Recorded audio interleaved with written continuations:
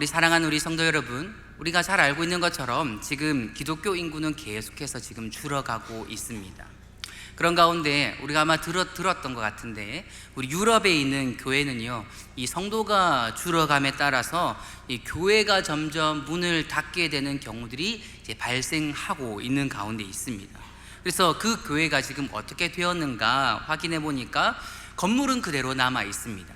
그런데 그 교회의 건물은 무엇으로 바뀌었는가 보니까 카페로 바뀌기도 하고요, 클럽으로 바뀌기도 하고, 때로는 이색 호텔로 바뀌기도 하였다라고 합니다. 하나님을 예배하는 장소로 사용했던 교회의 예배가 사라졌습니다. 더 이상 하나님을 만나는 장소가 아니라 단순한 문화재가 되어버리고 관광지가 되어버린 것이지요. 분명히 겉모습은 여전히 교회의 모습입니다. 그러나 그 본질은 잃어버린 것이죠. 오늘 본문 속 예루살렘 성전도 이와 다르지 않습니다.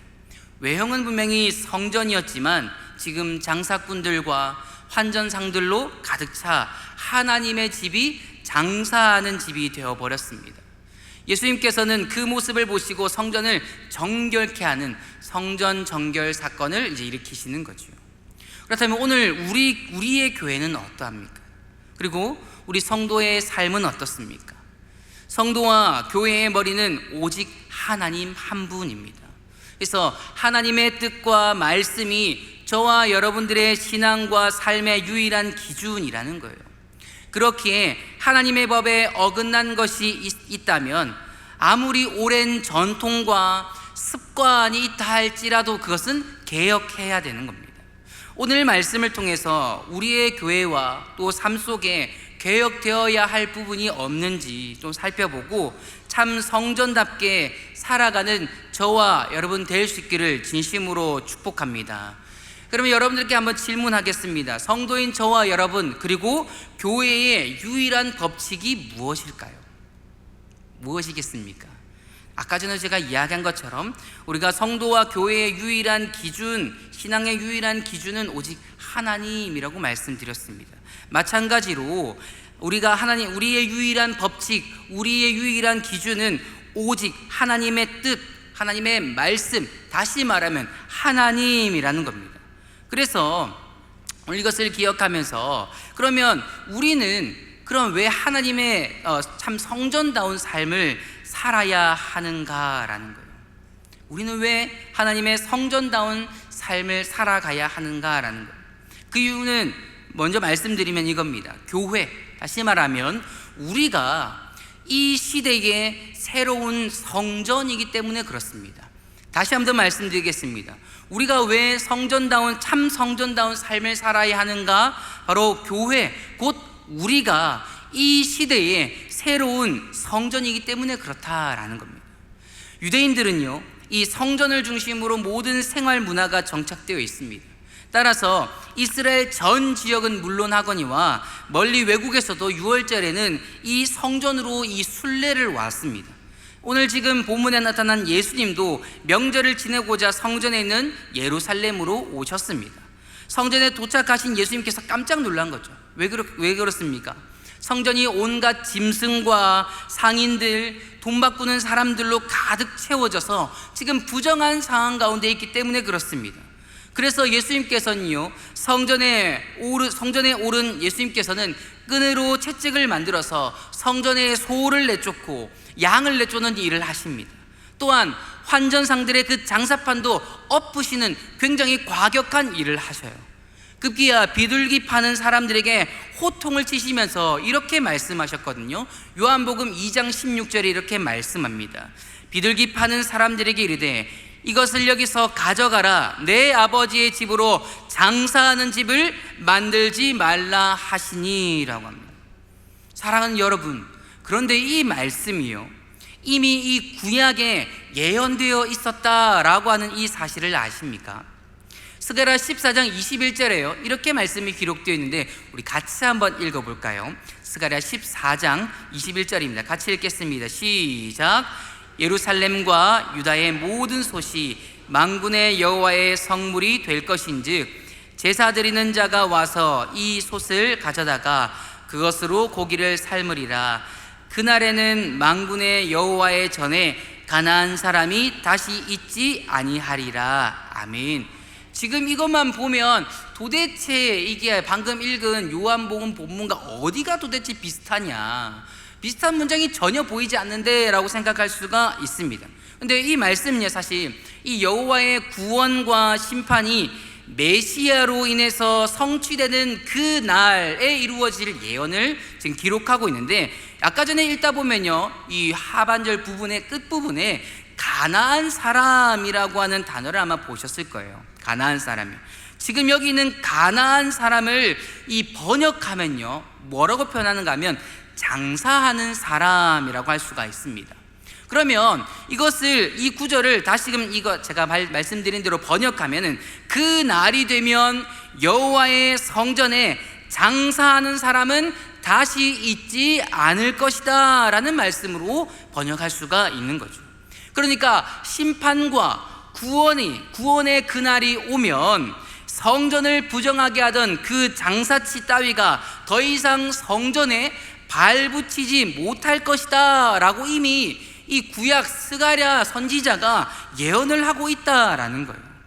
놀랍게도 지금 이 말씀은 예수님께서 지금 하고 있는 언행과 일치하고 있다라는 거죠. 다시 말하면 스가랴의 예언은 다름 아니라 예수님께서 오셔서 할 일을 지금 예견하고 있는 말씀이라는 거예요. 그래서 이 예언 말씀 그대로 지금 예수님께서는 장사치들을 지금 몰아내고 있습니다. 예수님이 바로 스가랴가 예언한 메시아다라고 하는 이 사실을요, 이 장사치를 내쫓는 이 장면을 통해서 지금 미리 알려주고 보여주고 있는 거죠. 이렇게 짐승과 장사꾼들을 몰아내는 일이 예수님께서 참 메시아다라고 하는 이 사실을 드러내는 사건이라고 할 수가 있는 거죠. 그런데 예수님께서 하신 일은 단지 그냥 쪼는 일로 끝나지 않습니다. 뒤에 보면요, 이제 뒤 후반을 보면은 유대인들과 이제 쟁론을 하는 것을 볼 수가 있습니다. 그러면 그것은 도대체 무엇을 의미하는가 돌아보면요, 메시아이신 예수님께서 앞으로 이런 일을 하실 것이다 라고 하는 것을 알려주고 있는 겁니다. 지금 유대인들이요, 지금 예수님의 행동에 이해할 수 없어서 도대체 예수님 무슨 권리로 지금 이런 행동을 하십니까? 이런 행패를 부리십니까? 라고 이야기하면서 이들에게 지금 예수님께 표적이라는 것을 요구해요. 메시아만이 행할 수 있는 기적이라도 보여준다면 지금의 예수 당신이 한 그 행패 내가 용서할 것 같습니다 라고 하는 거죠. 그러니까 이때 예수님께서는요, 굉장히 묘한 말씀으로 이야기합니다. 이 성전을 헐어라. 그러면 내가 3일 동안 일으키겠다라고 합니다. 유대인들이 지금 이 말을 들었을 때 굉장히 기가 찹니다. 헤롯 대왕이 주전 19년에 시작하여서 46년이라는 그 기간 동안 지은 성전을 단 3일 만에 짓겠다라고 하니 얼마나 어이가 없었을까요? 그러나 여기서 예수님과 이 유대인 간에 오해라는 것이 생깁니다. 오해. 어떤 오해냐? 예수님께서 성전을 헐라라고 말씀하실 때에는 지금 눈에 보이는 건물 성전을 말씀하신 게 아니었습니다. 지금 예수님께서 말씀하신 성전은 단순한 지금 건물 성전이 아니라 참 성전의 본질, 다시 말하면 하나님과의 교제를 상징하는 것, 이것을 지금 의미하는 거예요. 그래서 종종 이 성전의 핵심인 지성소를 가리키는 이 단어인데, 예수님은 그 성전을 헐라라는 거예요. 무슨 말이냐면 지성소와 같이 하나님과 교제하고 죄를 씻는 그 핵심적인 기능을 갖고 있는 성전을 헐라라는 그 이야기를 지금 유대인들에게 이야기한 겁니다. 그러나 지금 성전은 어떨까요? 지금 건물 성전은 어때요? 원래 기능과 같이 똑같이 잘 이루어지고 있을까요? 하나님의 임재, 하나님의 죄의 용서, 하나님의 교제가 지금 그 건물 성전 가운데 잘 되고 있을까요? 아닙니다. 전혀 그러한 기능을 하지 못하고 있습니다. 그렇게 하기는커녕 장사치들의 소굴로 변해버린 상태입니다. 그러니까 예수님께서 헐라라고 하신 이 성전은 눈앞에 보이는 그 건물 성전을 말한 것이 아니었습니다. 예수님은 지금 성전의 핵심 기능을 갖고 있는 다른 참 성전을 헐라라고 말씀하신 것이죠. 그런데 유대인들은 이 말씀을 오해하니 그저 눈에 보이는 성전을 헐라라고 말씀하신 것으로 듣고 그냥 저거 어떻게 무너뜨리고 저거 어떻게 다시금 짓냐라고 그냥 비웃는 것밖에 하지 않는다라는 겁니다. 그러나 말씀드렸다시피 우리 예수님은요, 성전으로서의 기능뿐만 아니라 거룩함, 정결함을 잃어버린 저 장사치들의 소굴에는 관심이 없습니다. 그래서 예수님은 저 돌성전, 더 이상 하나님이 임재하고 하나님이 다스리는 성전으로 여기지 않았습니다. 눈에 보이는 저 성전은 더 이상 하나님의 이 임재와 하나님의 함께 하심의 그 기능을 잃어버렸기 때문에 예수님은 도무지 그것은 성전이라 여기지 않았습니다. 그 대신 새롭고 진정한 의미의 성전을 통해서 원래의 기능이 회복되기를 원하셨다라는 거예요. 그렇다면 하나님께서 말씀하시는, 예수님께서 말씀하시는 새 성전은 무엇일까요? 말씀을 같이 한번 읽어보면 좋겠는데요, 요한복음 2장 21절입니다 요한복음 2장 21절 우리 같이 한번 읽어보겠습니다. 시작. 그러나 예수는 성전된 자기 육체를 가리켜 말씀하신 것이라. 아멘. 우리 예수님께서는요, 자기 자신을 새로운 성전으로 삼아서 성전의 기능을 회복하려고 하셨습니다. 그러니까 이제 건물 성전이 아니라 예수님 성전 안에서 하나님을 만나게 하신다라는 거예요. 참 성전이신 예수님 안에서만 죄 용서의 은혜와 하나님과의 교제를 누릴 수 있도록 하고자 하셨던 것이죠. 이 일이, 다시 말하면 죄 용서의 은혜, 하나님과의 교제를 누리도록 하기 위해서는요, 어떠한 일이 필요한가 하면 예수님이 죽으셨어야 했습니다. 예수님이 죽으셔야 저와 여러분들의 죄가 사해지고 하나님과 임마누엘 할 수 있는 길이 열리게 되는 거예요. 그래서 예수님은 지금 유대인들에게 외치는 거죠. 너희가 지금 이 성전을 헐어라. 내가 3일 만에 다시 짓겠다. 그래서 이 장사치들의 소굴로 변한 이 돌 성전 대신 내 안에서 내 하나님과 만나고 죄 용서받는 은혜를 누리게 하겠다라고 외치고 계신다라는 거예요. 진실로 우리 예수님은 이 메시아로서 자신의 할 일, 곧 죽으시고 부활하시는 그 일에 대해서 이 사역 초기에 이렇게 말씀으로 가르쳐주고 계신다라는 겁니다. 사랑하는 우리 성도 여러분, 현재 그들의 눈에 보이는 돌 성전은요, 더 이상 하나님의 성전이 아닙니다. 그러면 무엇이 참 성전이겠습니까? 바로 우리가 말씀 읽은 것처럼 바로 예수님, 우리 예수님이야말로 참 성전, 진정한 성전이라는 것을 날마다 믿으며 나아가는 저와 여러분 되시기를 진심으로 축복합니다. 사랑하는 여러분, 만일 지금도 예루살렘이 참 성전이라면 우리는 하나님을 만나고 죄 용서받기 위해서 하나님이 계신 이스라엘 성전으로 날아가야 합니다. 비행기표 살 돈이 없는 가난한 자, 그 장거리 여행이 불가능한 이 장애를 가진 사람들, 환자들은 하나님과 교제하지를 못하게 돼요. 그러니 전능하신 하나님께서는 예수님을 성전, 참 성전으로 삼으셔서 그를 믿는 모든 사람들을 그 성전 안에 두셨습니다. 그리고 그 참 성전 예수님 안에서 우리와 만나 주시는 일을 하시는 것이죠. 이뿐이겠습니까? 참 성전 예수님 안에서 우리는 죄 용서하십니다. 더불어서 참 성전 예수님 안에서 우리는 하나님과 교제하게 되는 거예요. 과거의 돌 성전에서 함께 하신 것과는 비교도 되지 않을 만큼 더 가깝고 더 친밀하게 우리 예수님 성전 안에서 우리는 임마누엘의 은혜를 누리게 되는 거죠.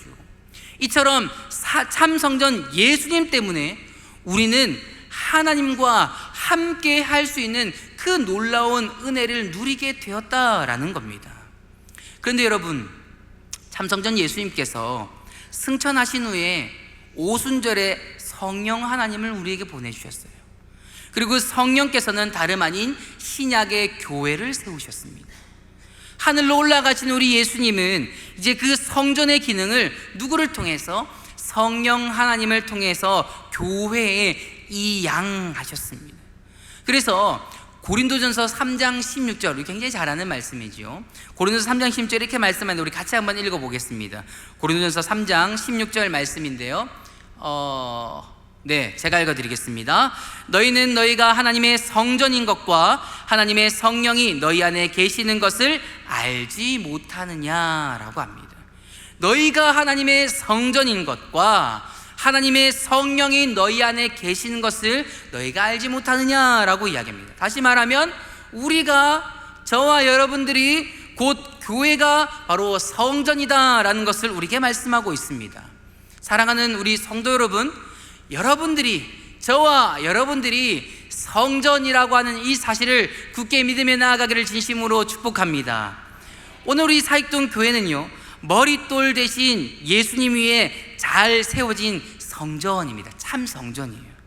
예수님이 이 성전의 머릿돌 되시기 때문에 그 위에 세워진 우리 교회 역시 거짓 성전이 아니라 참 성전이라는 겁니다. 예루살렘의 돌 성전과는요 다릅니다. 완전히 달라요. 우리 교회야말로, 또 성도인 저와 여러분들이야말로 참 성전이라는 거죠. 따라서 하나님은요, 이 교회를 통해서 누구와 함께 하시는가? 우리와 함께 하신다라는 거예요. 그리고 교회 가운데, 그리고 교회에 지체된 내 안에 하나님은 임마누엘 하셔서 날마다 우리와 함께 하셔서 우리를 용서하시고 우리와 교제하시고 우리를 다스리시는 그 놀라운 은혜를 저와 여러분들에게 베푸신다라는 겁니다. 사랑하는 여러분, 이 은혜가 참 성전과 참 성전 예수님과 교회를 통해서 저와 여러분들에게 주어졌다라고 하는 이 사실을 날마다 믿으며 나아가는 저와 여러분 되시기를 진심으로 축복합니다. 오늘 이 앞에서 우리가 이제는 저와 여러분들이, 그리고 우리 교회가 참 성전이다라는 것을 우리가 함께 들었습니다. 그렇다면 참 성전답게 사는 삶은 무엇이냐라고 했을 때에 바로 답을 말씀드리면 바로 하나님 말씀 따라 사는 것이다 라고 할 수가 있습니다. 지금까지의 본문을 통해서 우리는 예수님이 참 성전이시고 또한 우리 교회가 참 성전이라는 것을 함께 들었습니다. 그런데 여기서 한 가지 우리가 알아야 하는 사실이 있습니다. 그게 무엇이냐면, 여기 참 그리고 진짜라는 이 개념은 우리가 알고 있는 거짓 또는 가짜를 의미하는 것이 아니라 이 그림자의 반대를 의미한다라는 것을 생각해야 됩니다. 다시 말씀드리면, 예수님이 이 땅 가운데 오시면서 이 신약 시대에는요, 구약에서 그림자처럼 희미하게 알고 있던 것이 예수님 안에서 이제는 분명하고 명확하게 되어졌다라는 겁니다. 다시 말하면 그런 겁니다. 예전에는 이 구약 시대를 보면요, 예수님에 대해서 명확하게 드러나 있지는 않습니다. 굉장히 희미하게 등장합니다. 예를 들면 그런 거죠. 이 처녀에서 태어날 자가 이분이시다라고 하는 것을 이야기하지만 그분이 예수님이다라고 명확하게 표현하지 않습니다. 그림자예요. 희미하게 보여줍니다. 그러나 신약 시대에서는 이 바로바로 이야기하는 거예요. 이분이 바로 예수님이다라고 말씀하시는 것처럼 예수님이 참 성전이라는 이 말씀은요, 이전부터 있던 이 돌 성전, 지금 예수님 눈앞에 있는 그 돌 성전이요, 가짜였다라고 하는 의미를 말하는 게 아니라 그것이 희미하고 그림자 같았던 이 돌 성전의 역할이 이젠 앞으로 누구를 통해서? 예수님 안에서, 예수님을 통해서 확연하게 드러나고 이루어진다라는 이야기를 하는 겁니다. 예를 들면 그런 거예요. 굉장히 제가 어려운 말씀 드려서 죄송합니다. 예를 들면 이런 겁니다. 돌 성전에는요, 아무나 나갈 수 없었습니다. 아무나 나갈 수 없었어요. 제사장이 대표로 나갑니다. 1년에 한 번 대제사장이 속죄일에 모든 백성들의 죄를 짊어지고 나가요. 모든 백성이 완전하게 1대1로 하나님을 교제하지 못했습니다.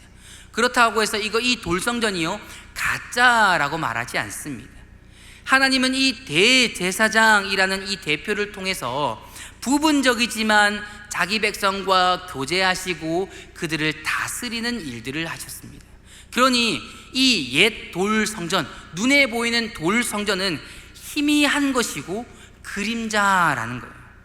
그러나 앞으로 나올 이 참성전 예수님 안에서는 더 풍성하고 더 친밀한 교제가 있다라는 거예요. 이 성전 안에서는, 또 이 교회 안에서는 누구나 왕 같은 제사장으로서 하나님 앞에 나아갈 수 있습니다. 여기에 혹시 하나님 앞에 나아갈 수 없는 사람 있습니까? 아무도 없죠. 막는 사람 아무도 없습니다. 여러분 대제사장 아니라고 막는 사람 아무도 없습니다. 왜냐? 저와 여러분들이 하나님께서 세우신 왕 같은 제사장들이기 때문에 우리 모두가 하나님 앞에 나아갈 수 있습니다. 왜냐? 예수님께서 자신을 죽이심을 통하여서 길을 열어주셨기 때문에 그래요. 그래서 다른 중보자가 설 필요가 없습니다. 대제사장이 지금 우리에게 필요 없습니다. 왜냐? 참 대제사장이신 예수님께서 이미 하나님께 나아갈 길을 완벽하게 열어주셨기 때문에 그렇습니다. 그러니 우리는 예수님의 이름으로 그냥 직접 하나님과 대화하고 그분께 기도하고 그분의 돌보심과 그분의 은총을 받는 것이요, 옛 희미했던 그 성전의 기능은 참 성전 예수님을 통해서 이제는 확연하게 완벽하게 드러나게 되는 거죠. 따라서요, 돌 성전이, 눈에 보이는 성전이죠. 돌 성전이 비록 참 성전인 예수님, 다시 말하면 참 성전 교회로 대체되기는 하였지만 이것 자체, 돌 성전 자체가 악하다거나 그것이 잘못된 것은 아니다라는 겁니다. 지금 눈에 보이는 이 돌 성전 자체가 잘못된 것은 아닌데 왜 지금 이 돌 성전이 지금 앞으로 이후에 AD 70년 이후에 멸망을 하게 되거든요. 무너지게 됩니다. 왜 이것은 멸망을 받게 됐냐? 또 이 왜 본문에서도 예수님으로부터 저주와 심판을 당하게 되느냐라는 거예요. 이것을 인간적인 관점에서 본다면 사실 성전에요, 이 짐승 파는 사람들과 환전상들은 없어서는 안 될 사람들이에요. 왜냐? 1년에 한 번 유월절을 지키던 당시에 예루살렘 이 지역뿐만 아니라 멀리 있던 사람들이요, 이 지금 예루살렘으로 나와서 유월절을 지켰습니다. 그 사람들을 향해서 순례자라고 이야기를 하죠. 그래서 역사가였던 이 요세푸스라고 하는 사람이요, 그때에 100만 명이나 되는 사람들이 이 예루살렘에 왔다라고 합니다. 실제로는 한 30만 명 정도 이제 왔다라고 추정을 하는데 그래도 엄청난 숫자가 예루살렘으로 지금 모입니다.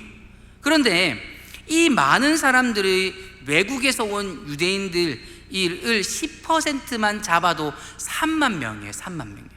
이들이 모두 자기가 드릴 이 희생 제물을 끌고 왔어야 돼요. 이들은 모두 자기가 드릴 그 희생 제물을 끌고 왔어야 되는데 중동 지역이 어때요? 중동 지역 어떻습니까? 광야죠. 또 사막이 드루어진 척박한 곳입니다. 광야길을 이 수백 킬로를 짐승과 함께 걸어온다라고 하는 것 상상만 해도 정말 힘든 일이에요. 그래서 자연스럽게 이 성전에서 짐승 파는 일, 이것이 이제 시작이 된 거죠. 또 외국 돈을 이제 유대 돈으로 바꿔야 하기 때문에 환전상들이 들어온 것도 그 이유이기 때문에 그렇습니다. 그러나 인간적으로 보기에는 분명히 타당해 보이는 일이지만 이 일에 배후가 있다라는 거예요. 배후가요. 그 배후가 무엇이냐 하면 이 환전상의 장사치와 이 환전상의 배후에는 자신의 이익을 위해서 성전을 시장으로 만든 성전 관리인, 제사장들과 상인들의 암묵적인 동의가 있었다라는 거죠. 그러니까 자신의 이익과 자신의 배부름을 채우기 위해서 그들은 서로 공생하는 일들을 했다라는 겁니다. 그래서 지금 이 성전 안에 있는 순례자들까지도 제사의 편의를 도모하여서 하나님께 예배하는 일을 원활하게 하겠다라고 하는 그 허울 아래에 실제로는 자기의 편의, 자기의 이익, 그것을 이기적으로 챙겼던 일들이 지금 이 성전 안에 가득했다라는 겁니다. 좀 쉽게 표현하면 그 성전 안에서는요, 편의주의, 세속주의, 이기주의, 이런 것들이 지금 이 성전 안에 팽배해져 있었다라는 것을 볼 수가 있는 거죠. 사랑하는 우리 성도 여러분, 예수님이 참 성전이고 우리 교회가 참 성전이라는 말은 우리에게 한없는 이 환희와 기쁨과 소망을 줍니다. 그러나 이 성전이 저주를 받는 이 장면에서 우리는 주의를 기울이지 않을 수가 없습니다. 그것이 아무리 성전이라고 할지라도 하나님의 법을 떠나서 세속주의, 편의주의, 이런 것들에 물들면 결국 그것 또한 심판을 받아서 멸망할 수밖에 없다라고 하는 것을 우리에게 이야기해 주고 있습니다. 지금 이 돌성전도요, 가짜가 아닙니다. 거짓 성전이 아니에요. 그림자이긴 했지만 그곳에서도 우리 하나님께서 분명히 교통하셨습니다. 교제하셨어요. 자기 백성들의 죄를 용서하고 복도 주셨습니다. 그러나 이 돌성전이요, 세속화가 되고 편의주의가 팽배해지고 하나님의 법보다 앞설 때에, 그 이익 앞에서 이기주의가 판을 칠 때에 그것은 돌 위에 돌 하나 남지 않고 멸망당하는 수모를 겪게 된다라는 것을 지금 보여주고 있는 겁니다.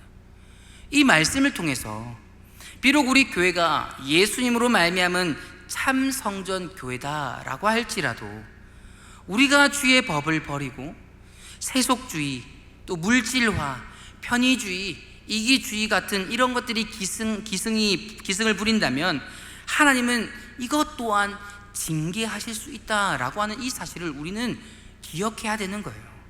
더 나아가 참 성전 교회의 회원인 우리, 성령의 전인 저와 여러분들도 세속주의, 또 편의주의, 이기주의, 이런 것들의 우를 계속해서 우리가 범하게 된다면 하나님께서는요, 우리 또한 분명히 징벌을 내리실 수가 있다라는 겁니다.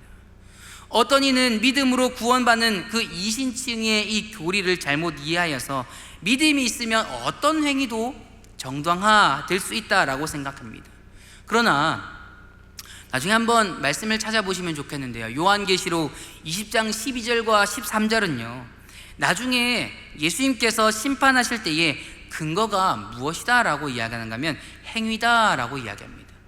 믿음을 가졌다고 해서 스스로 말하는 자가 하나님의 법과 상관없이 세속적이고 물질주의적이고 이기적으로 산다면 그것은 스스로 하나님의 백성이 아니다라는 것을 드러내는 것과 똑같다라고 말합니다.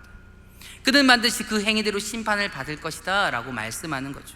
그것이 하나님의 성전이라도, 그것이 하나님께서 사랑하시는 성전이었다 할지라도 그 하나님을 저버린, 하나님의 율법을 저버린 그 성전을 하나님께서는 그냥 눈 감아주지 않으신다라는 겁니다. 그렇기에 저와 여러분들은 무엇을 기억해야 되느냐 하는가 하면 22절에 우리에게 이렇게 말씀하거든요. 22절 한번 보여주시겠어요? 우리 같이 한번 우리 22절의 말씀을 읽도록 하겠습니다. 시작. 죽은 자 가운데서 살아나신 후에야 제자들이 이 말씀하신 것을 기억하고 성경과 예수께서 하신 말씀을 믿었더라. 아멘. 제자들이요, 이 예수님께서 부활하신 이후에 이 엄중한 경고를 기억하고 믿었던 것처럼 우리 또한 이 사실을 날마다 마음에 새기며 살아가는 저와 여러분 될 수 있기를 진심으로 축복합니다. 하나님의 교회 안에서 진정한 참 성전의 삶이 이루어지지 않는다면 우리에게도 분명히 우리가 하나님의 벌을 받을 수가 있습니다. 벌을 내리시면서까지 교회를 정결케 하시는 분이시기 때문에 그래요. 그러나 우리가 하나님의 그 법에 순종하여 참 성전답게 하나님의 뜻을 따라 산다면 우리는 참 성전 교회 안에서 하나님과 복된 교제를 영원히 우리 하나님께서 지속하실 것입니다. 직분 맡은 분들은 세속적인 이 계산에 준하여 일하지 않고 오직 하나님의 공의와 선의 근거에서 섬겨 나가야겠죠. 저도 마찬가지입니다.